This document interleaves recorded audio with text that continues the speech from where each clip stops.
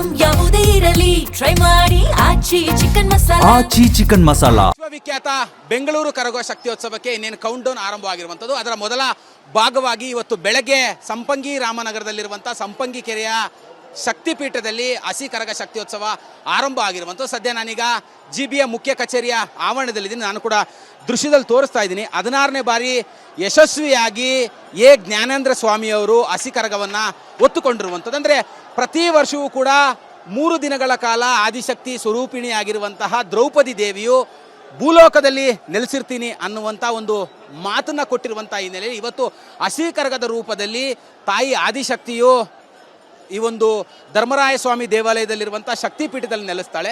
ಅದಾದ ನಂತರದಲ್ಲಿ ನಾಳೆ ಮಧ್ಯರಾತ್ರಿ ಅಂದರೆ ಚೈತ್ರ ಪೌರ್ಣಮಿಯ ಮಧ್ಯರಾತ್ರಿಯಂದು ಹೂವಿನ ಕರಗದ ರೂಪದಲ್ಲಿ ಕೆಂಪೇಗೌಡರು ನಿರ್ಮಾಣ ಮಾಡಿರುವಂತಹ 25 ಪೇಟೆಯಲ್ಲಿ ಲಕ್ಷಾಂತರ ಜನರಿಗೆ ದರ್ಶನವನ್ನು ನೀಡುವ ಮೂಲಕವಾಗಿ 2ನೇ ದಿನ ದರ್ಶನವನ್ನು ಕೊಟ್ಟರೆ ನಾಡಿದ್ದು ಬೆಳಗ್ಗೆ ಅಂದರೆ ಬೆಳಗ್ಗೆ 6 ಗಂಟೆಯ ಒಳಗಾಗಿ ಧರ್ಮರಾಯ ಸ್ವಾಮಿ ದೇವಾಲಯವನ್ನು ತಲುಪುವ ಮೂಲಕವಾಗಿ 3 ದಿನಗಳ ಕಾಲ ದರ್ಶನವನ್ನು ತಾಯಿ ದ್ರೌಪದಿ ದೇವಿಯು ನೀಡ್ತಾಳೆ ಅನ್ನುವಂಥ ನಂಬಿಕೆ ಇರುವಂಥದ್ದು. ನಾನು ಕೂಡ ದೃಶ್ಯಗಳಲ್ಲಿ ತೋರಿಸ್ತಾ ಇದ್ದೀನಿ.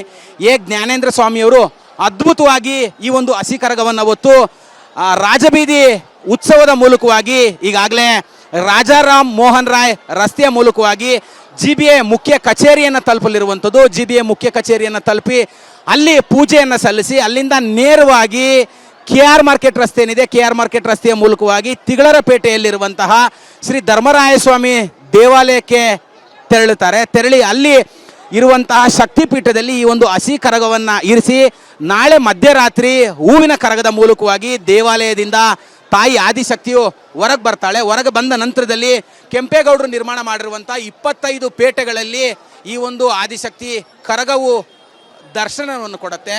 ಮಾರನೇ ದಿನ ಬೆಳಗ್ಗೆ ಅಂದರೆ ಗುರುವಾರ ಬೆಳಗ್ಗೆ 6 ಗಂಟೆಯ ಒಳಗಾಗಿ ಆದಿಶಕ್ತಿ ಕರಗವು ದೇವಾಲಯನ ತಲುಪುತ್ತೆ ಅನ್ನುವಂತಹ ಒಂದು ಪ್ರತೀತಿ ಇರುವಂಥದ್ದು. ಕ್ಯಾಮ್ರಾ ಪರ್ಸನ್ ಮುತ್ತು ಜೊತೆ ಕಿರಣ್ ಸೂರ್ಯ, TV9.